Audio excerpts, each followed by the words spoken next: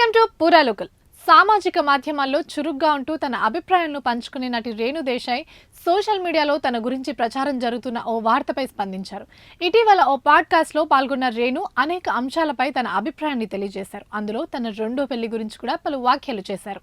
అయితే అన్ని అంశాలను పక్కన పెట్టి కేవలం తన రెండో పెళ్లిని హైలైట్ చేస్తూ వస్తున్న వార్తలపై ఆమె అసహనం వ్యక్తం చేశారు. దీనిపై స్పందిస్తూ ఆమె ఇన్స్టా వేదికగా పోస్ట్ కూడా పెట్టారు.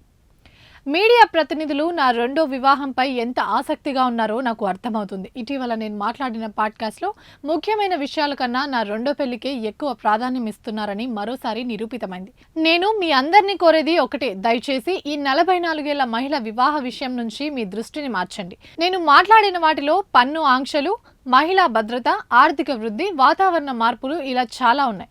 వీటిపైన దృష్టి పెట్టండి. నా పెళ్లి గురించి ఇప్పటికే 100 సార్లు మాట్లాడాను. ఎందుకంటే ఇది ఖచ్చితంగా నా జీవితాన్ని, నా స్నేహితులను ప్రభావితం చేసే విషయం. మీ విజ్ఞానాన్ని, అనుభవాన్ని ఒక మహిళ రెండో పెళ్లి కోసం ఉపయోగించకండి అంటూ ఆమె పోస్ట్లో రాసుకొచ్చారు. ఇవి ఇప్పటివరకు నా అప్డేట్స్. మరిన్ని అప్డేట్స్ కోసం చూస్తూనే ఉండండి పూరా లోకల్.